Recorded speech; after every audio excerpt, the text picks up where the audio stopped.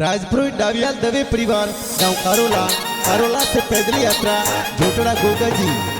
जय बोलो गोगा जी महाराज की जय हो जय हो। अरे सावन उतर आयो बांधवो मात,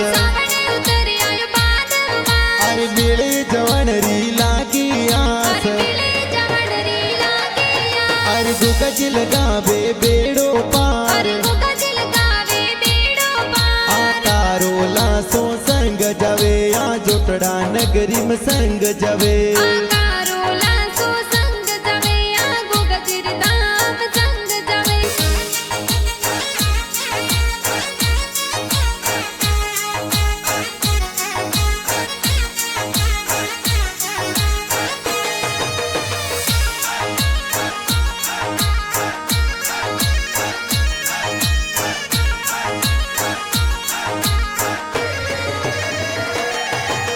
जय शंकर जी दबे गोगा जी आवे तोरे शरणों में जी। अरे पावना देवी सेवक तोरे चरणों में शीश नमावे जी। अरे गजेंद्र दबे आयुष देवे आवे पैदल शरणों में जी। अरे गोवा जी गोपा जी तो गणी करे मनवार जी। आई जोटड़ा गांव में मंदिर बनियो भगत गणराय